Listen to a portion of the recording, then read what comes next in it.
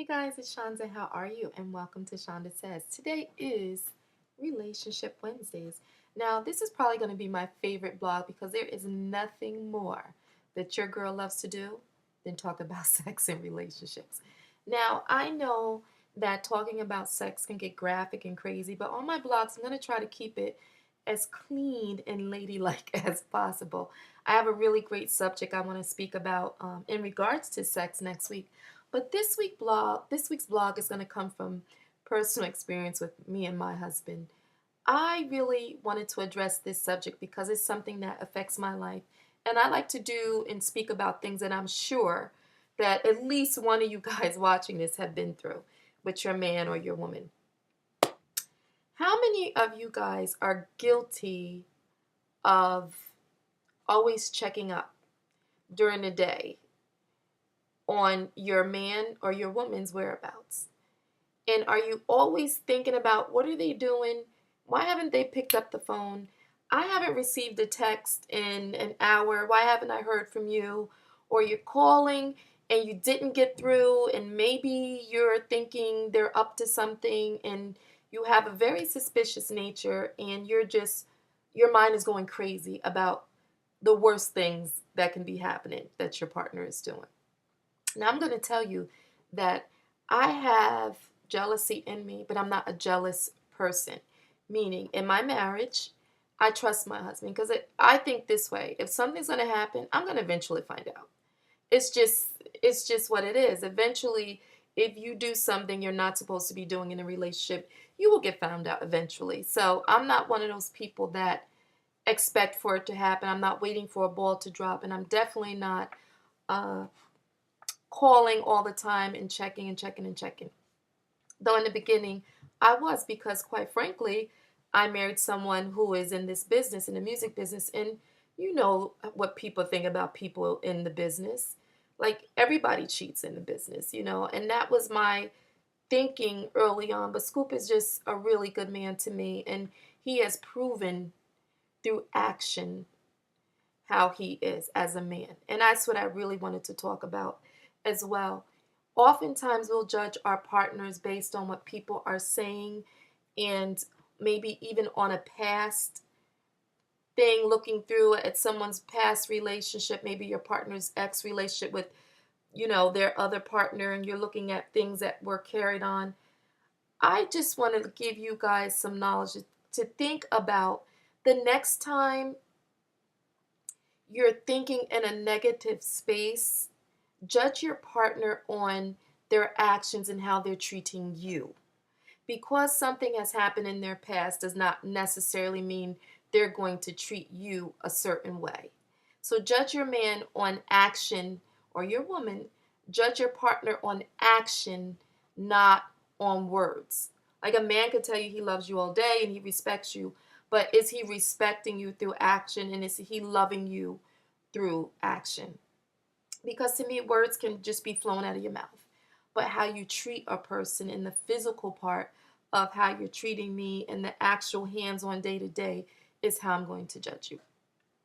But that's another subject. We could go deeper into that next week. But this week, I really want to concentrate on really, this is my tag, separate, we're together.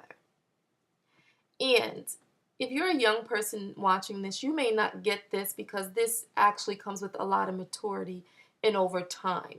You need to get to a comfortable place within yourself as a person where trust is not so much of a big of an issue for you, because you're comfortable. You're comfortable in yourself, you're comfortable in your relationship, and you're comfortable enough that you're feeling good in the respect that, you know what, I'm mature enough. I don't need to be checking in all the time. The beauty of a great relationship are two people that respect each other's independence. I'm going to repeat that. The beauty of a great relationship is two people that respect each other's independence. It is not always easy for a man to give up his woman's independence. And that may sound crazy, but it may be easier for a man to deal with a woman who he's taking care of her and he's doing everything for her. And though that makes him feel great and he's doing the right thing, what does she want as a woman? Does she still want to be able to have a job or a career that she loves to do that makes her feel good about herself. And I have to admit that me and my husband struggled with that because he just wanted to jump in and take care of me. I got it, I got it, I got it. And you know what? In the beginning, your girl loved it because I was able to just sit back and just lamp and, shop and do this and do that. But you know what? Over time, I started missing Shanda and I started taking away from everything that I used to do for myself. And after a while, if you're not careful, you start to harbor resentment because you're thinking, oh, he's taking everything away from me. He's done this, he's done that. But the reality is, if you're co-signing it and you're comfortable, you have to say, you know what? I've had my time off. I've had my break. I need to bring myself back in the game. And that's what it is. Any relationship, every relationship takes work.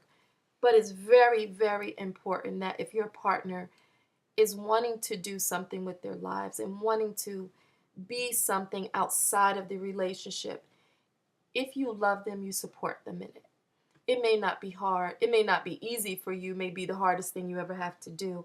But when you love someone, you realize that you're willing to sacrifice a lot of your own beliefs about certain things and you're able to compromise. All relationships take compromise because there is no perfect person. You can write a letter to God about the perfect person and he'll send you the perfect man, and you forgot to write that you need him to be tall, and he's the perfect man but he's 5'6".